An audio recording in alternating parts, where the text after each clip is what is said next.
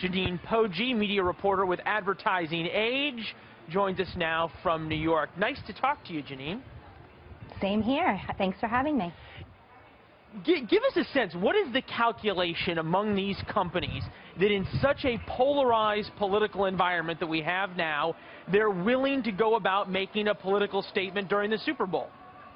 Yeah, you know, for the most part, most of the ads that will be running during the Super Bowl are actually pretty lighthearted and humorous, as you saw with the Kia ad. But there are a couple that are taking a more cultural, political stance, most of them not intentionally. You know, anytime during the Super Bowl, we've seen through the years that it's sort of the tone of the ads relate to what's going on in the country. So this is no different this year. You know, we've talked to a couple of specific ads. There's a Budweiser ad that we were told that was actually created before, certainly before anything happening in terms of the inauguration, but may have been in the works even before the November election, about the founder of Budweiser making his way to America and then to St. Louis to start Anheuser-Busch. Is there a risk for companies when even inadvertently you suddenly begin to touch on political third rails? There's always a risk of alienating a consumer. You have this over 100 million people watching the Super Bowl. So there's always a risk if you make any sort of political statement that you're going to alienate some of your consumers. I think Budweiser was interesting because they wanted to go out with the story of the American dream and working hard to reach your goals. And that's what their background was, and they figured we'll go with our origin story, which is also an immigration story. So inadvertently, they ended up hitting, you know, political nerve, but I don't think that was their intention going into it.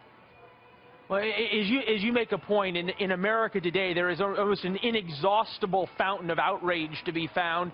Somebody can find a reason to be offended or upset about just about anything. Give us a sense, how do these ads come about? Are they focus grouped? Are they tested? How are these executives making this decision for what I'm going to spend $5 million on, say, you know, the avocado from Mexico ad? How many different iterations are there that they go through on that to go, what works, what doesn't, what will offend too many, what will make enough people laugh?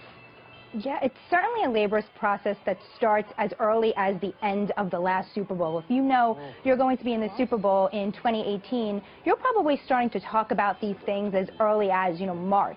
So they go through many different creatives and conversations about the creative. It's really about the tone of the company, what tone the company wants to take, if they're a more humorous tone, and really what the brand story is. It's about telling a story, not just selling a product during the Super Bowl.